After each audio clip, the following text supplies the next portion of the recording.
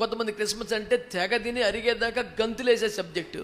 ఒక్క నిజ క్రైస్తవుడికి దైవజనుడు క్రిస్మస్ అంటే అపోహలు పోవాలి, అపార్థాలు పోవాలి, అబద్ధాలు పోవాలి, దొంగ బోధలు పోవాలి, వ్యర్థమైన లేనిపోని డ్యాన్సులు పోవాలి కాదు. క్రిస్మస్ అంటే ఆడంబరాల పండగ కాదు. క్రిస్మస్ అంటే ఖరీదైన నగలేసుకునే పండగ కాదు. మా నాన్నగారి ప్రధానం అప్పుడు కూడా అంటేనంట, ఒక 300 రూపాయలు ఇచ్చి పోయి తెల్ల బట్టలు కొనుక్కోపో అన్నారంట.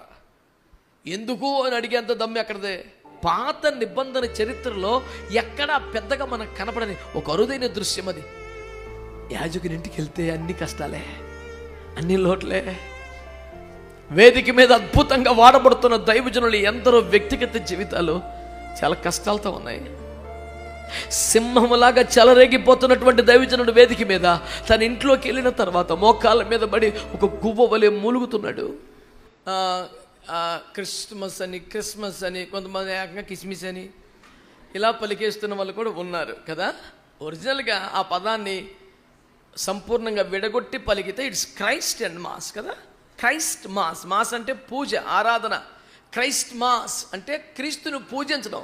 క్రీస్తుని నన్ను ఒకడు అన్నాడు, మీరు క్రిస్మస్ చేస్తారా అంటే, మరి ఇంకేమైనా పూజ చేస్తావరా మేము క్రిస్మస్ అంటే, మరి క్రీస్తును క్రిస్మస్ చేస్తారా అంటే అర్థం ఏంటి, మీరు క్రీస్తును పూజిస్తారా అని. క్రీస్తుని తప్ప ఇంకెవరిని పూజించను బాబు, క్రిస్మసే చేస్తున్నాను, దేవునికి స్తోత్రం. మళ్ళీ చెప్తున్నా, క్రిస్మస్ అంటే ఒకడికి తిండి, క్రిస్మస్ అంటే ఒకడికి వెండి బంగారాలు, క్రిస్మస్ అంటే కొంతమందికి డబ్బులు దండుకునే, కొంతమంది క్రిస్మస్ అంటే తెగ తిని అరిగేదాకా గంతులేసే సబ్జెక్టు. ఒక్క నిజ క్రైస్తవుడికి దైవజనుడు క్రిస్మస్ అంటే ఆ కారణంగా నూతన ఆత్మలను సంపాదించే ప్రయత్నం. కొడితే ఒక గట్టి కేక పెట్టి కూడా ప్రైజ్ ది లార్డ్. ప్రతి నామకార్థత, ప్రతి వ్యర్థత యేసు క్రీస్తు నామములో వేలతో తొలగింపబడునుగా. ఈ సీజన్ ఆత్మల పంట సమకూర్చు సీజన్గా మనకుండునుగాక. అపోహలు పోవాలి, అపార్థాలు పోవాలి, అబద్ధాలు పోవాలి, దొంగ బోధలు పోవాలి, వ్యర్థమైన లేనిపోని డ్యాన్సులు పోవాలి. వాడు క్రీస్తు నేను పుట్టాను, క్రీస్తు నేను అంటే ఎక్కడా అని అడిగాను. ఎక్కడా అని అడిగింది. ఆడు పక్క చెప్పా, బెత్తలేమని చెప్పో, బెత్తలేమని చెప్పో అన్నాడు. నేను చెప్పాను, సన్నాసి రకం భక్తి చేస్తున్నారు, ఇంకా బెత్తలేం లేంటరా, నీలో పుట్టాలా. తమ హృదయంలో క్రీస్తును కలిగి లేనివాడు ఒక శూన్య హృదయము, దయ్యాల కొంపగా తగలబడ్డవాడు, మరి చెడ్డమైన 7 దయ్యాల్ని ఎంటబెట్టుకొని మన కొంపకు వచ్చి ఎక్కడ ఇత్తనేడు పుట్టాను అన్నాడు. గుండెల్లో క్రీస్తును కలిగిన వారు క్రీస్తు లేక నానా అగచాట్లు పడుతున్న ప్రజల దగ్గరికి వెళ్ళి, మా హృదయంలో క్రీస్తు ఉండక కారణంగానే మేము ఎలా ఉన్నాం, మీరు కూడా క్రీస్తుని హృదయాల్లో చేర్చుకోండి అని చెప్పాలి. అది మానేసి అర్ధరాత్రి 1 గంటకు వచ్చి బిర్యానీ తినేద్దామని, అప్పుడప్పుడు కేకులు తినేద్దామని కొంపలేంటబడి. క్రిస్మస్ అంటే తిండి పండగ కాదు. క్రిస్మస్ అంటే ఆడంబరాల పండగ కాదు. క్రిస్మస్ అంటే ఖరీదైన నగలేసుకునే పండగ కాదు. క్రిస్మస్ అంటే అడ్డోదుపులేని జలసాలు చేసే దుబారా ఖర్చు లేదు. క్రిస్మస్ అంటే తండ్రి వక్షస్థలాన్ని వదులుకున్నాడు, మహిమను వదులుకున్నాడు, సింహాసనం వదులుకున్నాడు, అన్నీ వదులుకొని రావడం క్రిస్మస్. చేసావు పండగ కానీ ఇప్పటికైనా ఏదో ఒకటి వదిలేయి, మాట్లాడరా, వదిలేస్తేనే క్రిస్మస్. ఇక ఈ దరిద్రం అంతా వదిలే లక్షణం లేదా? నీ దండం పెడతా, క్రీస్తుని వదిలేయిపోని ప్రశాంతంగా ఉంటాం. అమ్మమ్మ యేసుప్రభు ఎలా వదులుతాను, దరిద్రం వదిలే. అత్యంత ప్రియమైన కన్న తండ్రి వక్షస్థలను వదులుకున్నాడు, మహిమ సింహాసనం వదులుకున్నాడు, దైవ స్వరూపం వదులుకున్నాడు, సకల ఐశ్వర్యం వదులుకున్నాడు, దూతల స్తోత్రాలు వదులుకున్నాడు. ఇన్ని వదులుకొని నీ దగ్గరకు వస్తే నువ్వు వాటికి ఏమేమి వదలవుపోగా అన్నిళ్ళకి వెళ్ళి అందరూ లాగేస్తున్నావు. ఈనాటి సందేశం యొక్క శీర్షిక ఏమనగా దైవిక కుటుంబం. లూకాసు వార్త 1వ అధ్యాయము 5-6 వచనాలు చదివి పెట్టండి. యూదయ దేశపు రాజైన హేరోదు దినములలో అబియా తరగతిలోనున్న జకరియా అను ఒక యాజకుడుండెను. అతని భార్య అహరోను కుమార్తెలలో ఒకతే, ఆమె పేరు ఎలిజబెతు. వీరిద్దరూ ప్రభు యొక్క సకలమైన ఆజ్ఞల చొప్పునను న్యాయ విధుల చొప్పునను నిరపరాధులుగా నడుచుకొనుచు దేవుని దృష్టికి నీతిమంతులై ఉండిరి. దేవునికి మహిమ కలుగునుగాక. దైవికమైన ప్రతి కుటుంబము ఇలాగే ఉండునుగా. బైబిల్ గ్రంథములో క్రిస్మస్ కాంటెక్స్ట్ లో ఉండే ఒక కుటుంబం ఉన్నది. క్రీస్తు నాథుని భూలోక ప్రవేశం, నరావతారం, శరీర ధారణ, ఇత్యాది కార్యములకు సంబంధించి ముందస్తుగా సిద్ధపరచునట్లుగా, సరళము చేయబడినట్లుగా వాడబడిన, దేవుని చేత కోరుకొనబడి, ప్రత్యేకింపబడి, పక్కన పెట్టుకొని వాడుకున్న ఒక దైవిక కుటుంబం ఉన్నది. ఆ కుటుంబము జకరియా ఎలిజబెతుల కుటుంబం. దేవునికి స్తోత్రం కలుగునగాక. వారు దేవుని కొరకు ఏర్పాటు చేయబడ్డవారు, దేవుని రాజ్యం కొరకు ప్రత్యేకించబడ్డవారు, దేవుని కొరకు వాళ్ళు ప్రయాసపడిన వారు, దేవునిలో ఎంతగానో మహిమకరంగా వాడబడినటువంటి దైవజనులు. వారి గురించి ప్రపంచంలో దేవుడే ఇంకెవరి గురించి చెప్పలేనంత గొప్ప సాక్ష్యం చెప్పాడేమో అనిపిస్తుంది. ఏంట సాక్ష్యం? వారు ప్రభు యొక్క సకలమైన ఆజ్ఞల చొప్పున నడుచుకున్నవారు. ఆ ప్లేస్లో నీ పేరు పెట్టుకొని చెప్పు, సరిపోద్దా దమ్ము? ఏమంటా సైలెన్స్? ప్రభు యొక్క సకలమైన ఆజ్ఞల చొప్పున నడుచుకునేవారు.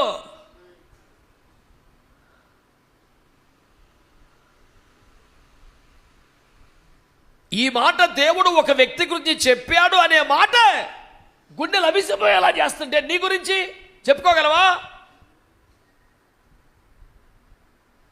మార్కెట్కి వెళ్ళినా, కూరగాయలకి వెళ్ళినా, రోడ్డు మీదకి వెళ్ళినా బైబిల్ వదలకుండా పట్టుకెళ్ళే పరిశుద్ధులారా, క్రైస్తవులారా, దేవుని బిడ్డలారా, ప్రార్థనకు వచ్చిన బైబిల్ లేకుండా చూడన్నారు వాళ్ళు వదిలిపోని. మిమ్మల్ని గురించి దేవుడి సాక్ష్యం చెప్పగలడా? ప్రభు యొక్క సకలమైన ఆజ్ఞల చొప్పున నడుచుకున్నవారు, నీతి న్యాయములను అనుసరించి నిందారహితముగా బ్రతికిన వారు. ఏంటండి బాబా వాళ్ళ సాక్ష్యం? అసలు కొత్తగా సేవకు వచ్చిన మొదటి 3 రోజులు మురిపించిన బాపతి కాదు, 70-80 సంవత్సరాల వయసుకు వచ్చేసారు. మీకు పాత నిబంధన యాజకత్వ క్రమాలు తెలిస్తే, లేవి కుటుంబంలో పుడితే 1 రోజుల ప్రాయం నుంచి లేవీలుగా లెక్కిస్తారు, లెక్క రాస్తారు. జనాభా లెక్కలో పేరుండాలంటే మిగతా 11 గోత్రాలకి 20 సంవత్సరాలు రావాలి. 20 ఏండ్లు మొదలుకొని పైపరాయం వచ్చిన వాడిని యెహోవా సేనగా వెళ్ళడానికి లెక్క పెట్టడం మిగతా వాళ్ళకి పెద్ద విశేషమేం కాదు. లేవీళ్ళు మాత్రం 1 నెల మొదలుకొని పైప్రాయం గడిని వాళ్ళు లెక్క రాయమన్నాడు. ఎందుకంటే వారి గుడారం చుట్టూ ఉండాలి, అనుభవాలు చూస్తూ సేవ చూస్తూ పెరగాలి. అందుకని పాస్టర్లు ఎవరైనా పిల్లలు రెసిడెన్షియల్ స్కూల్లో పెట్టామంటే నాకు ఏడుపు వచ్చేస్తుంది. మా ఊర్లో మంచి స్కూల్ లేదండి, ఇక్కడ సరిగ్గా చదవట్లేదండి, మేము మాతో పాటు కోటాలకు తీసుకెళ్ళిపోతుంటే వచ్చేపాటు లేట్ అయిపోతుందండి, పిల్లలు బాగా సౌతల తోటి పిల్లలందరికీ బేబొచ్చని మార్కులు అవుతున్నాయి, పిల్లలు వెనకబడిపోతున్నారు, వాళ్ళకి మంచి చదువు రావాలి అని కోరుకోవటంలో ఏ తప్పు లేదు, ఏ తప్పు లేదు. నేను ఎన్నోసార్లు చెప్పిన మా సాక్ష్యాన్ని మీకు చెప్తాను. మా తాతయ్య గారు ప్రభు కృపలో మంచి సేవ చేసిన వారే. ఏలూరు కేంద్రంగా టిఎస్ శాస్త్రి గారు మహిమ కలిగిన సేవ చేసినటువంటి దైవజనుల్లో ఒకరు అనేది సంఘ చరిత్రలో కూడా మీరు చూస్తారు. అయితే వారికి 5 కుమారులు, మిగతా 4 ఏలూరులో సేవ చేశారు. మా నాన్నగారికి వివాహం చేసి సరిగ్గా 7 రోజులకి మా అమ్మగారిని నాన్నగారిని కారెక్కించుకొని ఎక్కడికి తీసుకెళ్తున్నారో కూడా వివరం పెద్దగా చెప్పకుండా పెళ్ళైన సరిగ్గా వారానికి కారెక్కించుకొని కామవరపు కోట తీసుకెళ్ళి అక్కడికి ఇల్లు చూపించి, ఇది మీకోసం కొన్నాను, ఇక్కడ నుండి సేవ చేసుకోమని దింపొచ్చేసారంట. సరిగ్గా 10 రోజులు.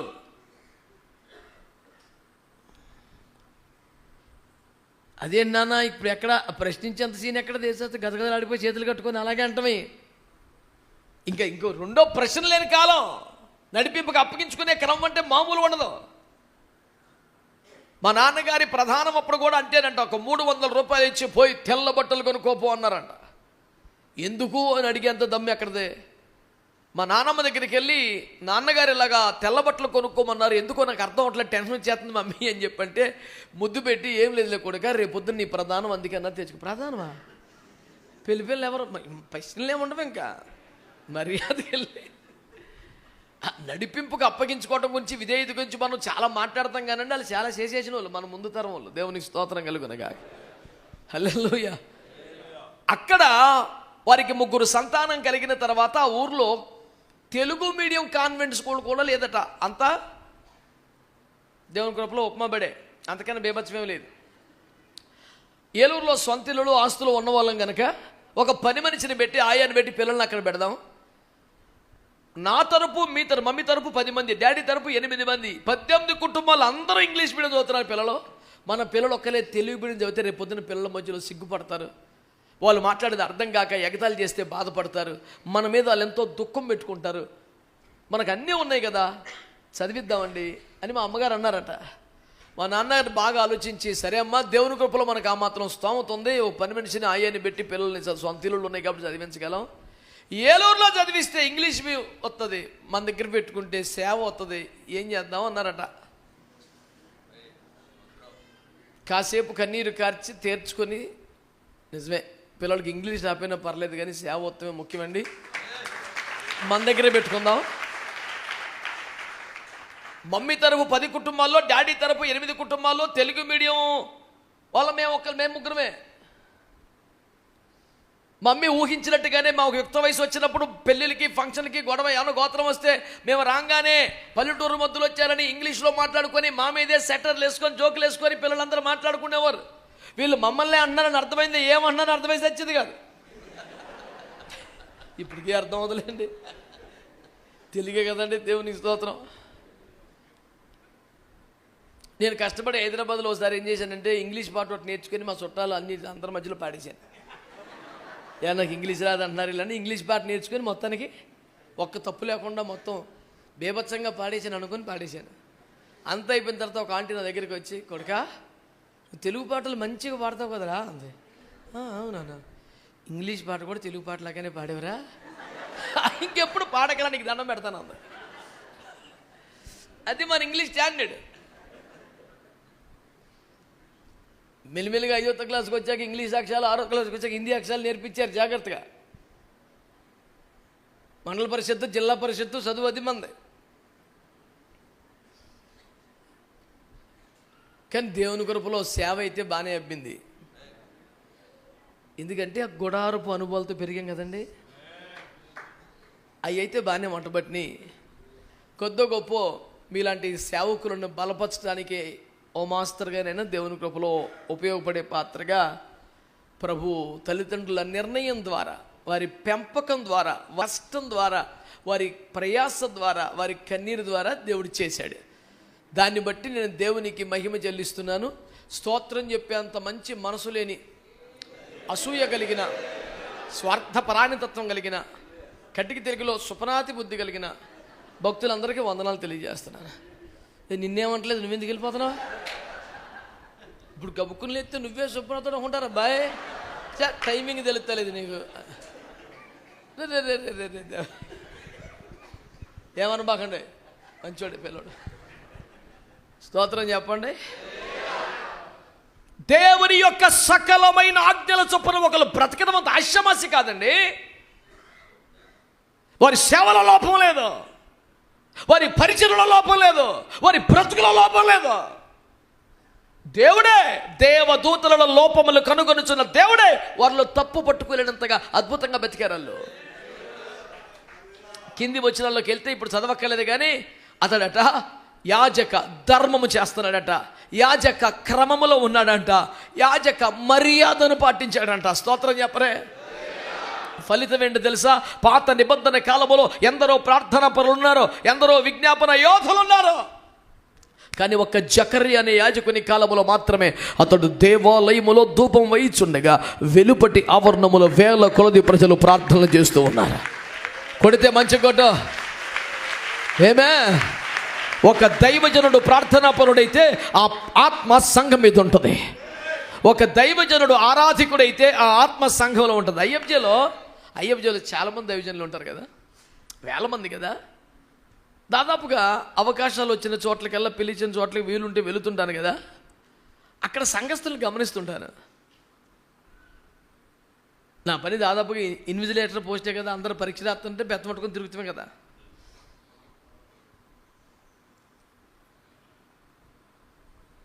ఎవరో మధ్యలో ప్రసంగం చేస్తున్నారు, ఎవరు చూడండి. ఎందుకు నక్షత్రం ఉంది కదా. Happy Christmas. స్తోత్రం చెప్పండి. హల్లెలూయా. స్తోత్రం, హల్లెలూయా. నా మాట మీకు అర్థం ఉందంటారా? హలో, అర్థం ఉందా? ఏం చెప్పినా బెత్తం పట్టుకొని తిరుగుతుంటాను కదా. ఒక మంచి ప్రార్థనాత్మ కలిగిన దైవజనుల సంఘంలో చూస్తే వారిని ప్రార్థనలో నడిపించడానికి మనం అసలు ప్రయాసపడక్కర్లా. మోకరించగల అందరూ ప్రార్థనతో ముందుకొని కన్నీటితో ప్రార్థన చేస్తూనే ఉంటారు. ఒక మంచి వర్షిప్ లీడర్ సంఘానికి వెళ్తే వాళ్ళు వర్షిప్లో సింహాల్లాగా చెలరేగిపోతుంటారు. వాళ్ళని కష్టపడి వర్షిప్లో లీడ్ చేయగలం మనం. ఆ సంఘాన్ని చూస్తేనే పాస్టర్ గారి ఆత్మీయ అనుభవం మనకు తెలిసిపోతుంది. ఇంకేం తిప్పలు పడక్కర్లా. ఒక 5 నిమిషాల సంఘంలోకి వెళ్ళి చూస్తే కొంతమంది మంచి తెలివైన వాళ్ళు అమ్మ మహా ఆ భాష బాపుతారనమాట. వేరే విధేయత నటించేస్తుంటారు కొంతమంది, చూసారా? అటు బ్యాచ్ అలాగే ఉంటారు. ఇందులో బాబు బుద్ధిలో వస్తాం, మరి ఇంకేం చేస్తాం? స్తోత్రం చెప్పరా? హల్లెలూయా చెప్పారా మీరంతా? నా మాట అర్థమవుతుందంటారా? దైవజనుడైన జకరియా దినములలో లోపల ధూపము వేస్తూ ఉంటే బయట జన సమూహం అని రాశాడు. అక్కడ ఒకళ్ళిద్దరు కాదు సార్, జన సమూహము ప్రార్థనలు చే. పాత నిబంధన చరిత్రలో ఎక్కడా పెద్దగా మనకు కనపడని ఒక అరుదైన దృశ్యం అది. ఎంతలో గొప్ప ప్రార్థనా పరులు ఉన్నారు, కానీ దైవజనుడు ధూపం వేస్తున్నంతసేపు బయట ప్రజలు ప్రార్థనలో ఉన్న సందర్భం ఉంటే అది ఒక జకరియా హయాంలో జరిగిన అద్భుతం. ఈ రోజున మీకు మనవి చేస్తున్నాను, దైవజనులారా, మీరు ప్రార్థనా పరులైతే మీ సంఘం మీదకి ఆత్మ వస్తుంది ఖచ్చితంగా. మీరు ఆరాధికులైతే మీ సంఘం మీదకి దేవుని ఆత్మ వస్తుంది. మీరు నడిపింపులో, ఉపదేశములో, సహవాసములో నమ్మకస్తులైతే మీకు నమ్మకమైన బిడ్డలు ఉంటారు. ఆమేన్, హల్లెలూయా.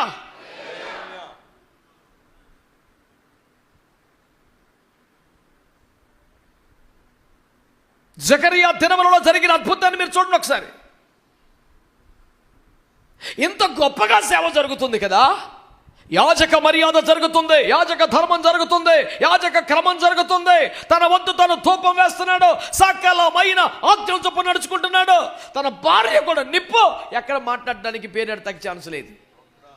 ఈయనేమో ప్రార్థనాపరుడు అనండి, ఎవరో ఆమెమో ఆత్మపూర్ణురాలు అనండి. ఎవరమ్మా?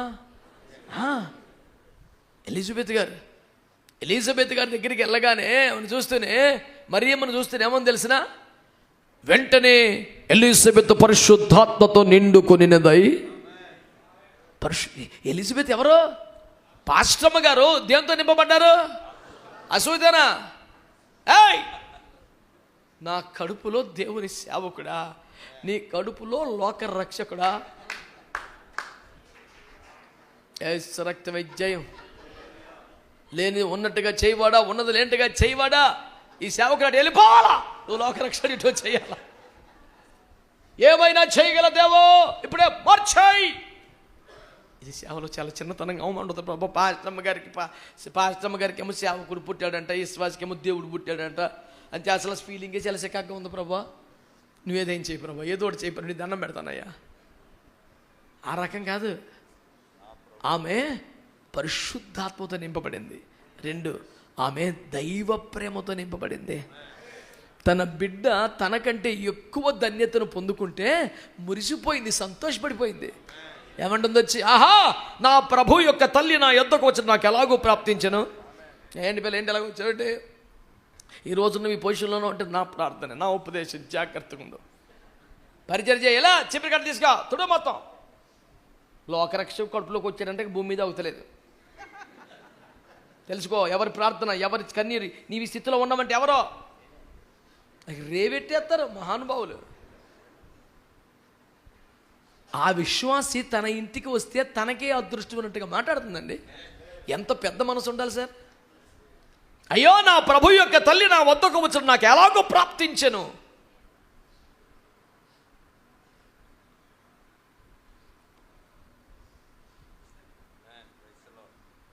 ఏం జరిగింది? వాళ్ళు ఒక్కొక్కడు మిల్లిమిల్లికి జరుగుతున్నారా? దేవుని స్తోత్రం. చేయబోదు ఉంటా అబ్బాయి జయబాబు. శ్రద్ధగా వినండి బిడ్డలారా, శ్రద్ధగా వినండి మాటలో. ఇంత మహిమకరంగా సేవ చేస్తున్న వాళ్ళు ఏదో 2 రోజులో 3 రోజులో సేవలో పబ్బం గడిపే రకం కాదు. 25 సంవత్సరాలకి పరిచర్యకి తీసుకొని 30 ఏండ్లకి యాజకుడిగా ఆర్డినేషన్ చేసి పెడితే 70-80 సంవత్సరాల వయసు వచ్చేసింది. 40-50 సంవత్సరాలుగా సేవ చేస్తున్న ఒక్క ఆజ్ఞ తప్పిపోకుండా, ఒక్క క్రమం తప్పిపోకుండా తన వంతు తను ధూపం వేస్తూ ఇంత అద్భుతంగా సేవ చేస్తున్న దైవజనుడు, ఇంతగా ఆత్మతో నింపబడి ఇంత ప్రేమ కలిగినటువంటి దైవజనురాలు సేవ చూస్తే బేబచ్చగా ఉంది. అనంటరా బాబా, మొత్తం అంతా యూతే మళ్ళీ ఎదుర్కొండానే సేవ చూస్తే అద్భుతంగా ఉంది, బేబచ్చగా ఉంది, ఎక్కడ వంక పెడతక లేదు, లోపం లేదు. యాజకత్వం చేసి సేవ చేసి ఇంటికి వస్తే ఇంట్లో ఒక భయంకరమైన శూన్యం, ఒక దారుణమైన వెలితి. వీళ్ళు ఎవరెవరికి పెళ్లి చేశారో, వేరెవరెవరికి ప్రార్థన చేశారో వారందరికీ అద్భుతమైన ఆరోగ్యవంతమైనటువంటి దైవికమైన సంతానము కలిగి ఉన్నారు. వీళ్ళకి మాత్రం శూన్యం, వెలితి, లోటు, బాధ. ఈ రోజున నా సందేశంలో కీలకమైన అంశం ఏంటంటే పరిశుద్ధులకి ఎందుకు ఇలా జరుగుతుంది అంటే యాజకుని సంఘాన్ని చూస్తే, యాజకుని సేవ చూస్తే, యాజకుని పరిచయం చూస్తే, యాజకుని ప్రసంగం చూస్తే, యాజకుని ప్రార్థన చూస్తే వంక పెడతగలేదు. యాజకుని ఇంటికి వెళ్తే అన్ని కష్టాలే, అన్ని లోట్లే. వేదిక మీద అద్భుతంగా వాడబడుతున్న దైవజనులు ఎందరో వ్యక్తిగత జీవితాలు చాలా కష్టాలతో ఉన్నాయి. సింహములాగా చెలరేగిపోతున్నటువంటి దైవజనుడు వేదిక మీద తన ఇంట్లోకి వెళ్ళిన తర్వాత మోకాళ్ళ మీద పడి ఒక గువ్వ వలె మూలుగుతున్నాడు. మైక్ పట్టుకుంటే సింహ గర్జన, తన ఇంట్లోకి వెళితే మోకాళ్ళ మీద పడితే పావురం వల్లే దుఃఖారావం చేస్తున్నాడు. కొంతమందికి శరీరంలో భయంకరమైనటువంటి వేదన, కొంతమందికి భయంకరమైన ఆర్థిక సమస్యలు, కొంతమందికి సేవలో విపరీతమైన పోరాటాలు, కొంతమందికి పిల్లలే భయంకరమైన శ్రమ, శోధన, అనారోగ్యాలు, కొంతమందికి ఆర్థిక ఇబ్బందులు, కొంతమందికి ఎందుకు దైవ జనుల కుటుంబాల్లో శ్రమ, ఎందుకు పరిశుద్ధుల జీవితంలో శ్రమ, ఎందుకు యాజకుల జీవితంలో ఒక కొరత, లోటు. వీళ్ళు ప్రార్థన బాగలేదా అందామంటే వాళ్ళ ప్రార్థన వల్లే దేశం బాగుపడుతుంది. సంఘములను 100, 200, 1000, 3000 అందరూ దైవ జనుడి ప్రార్థన వలనే మేము ఇలా ఉన్నామని సాక్ష్యం చెబుతున్నారు. కానీ వ్యక్తిగత జీవితం దగ్గరికి వస్తే చాలా దుఃఖం ఉంటుంది.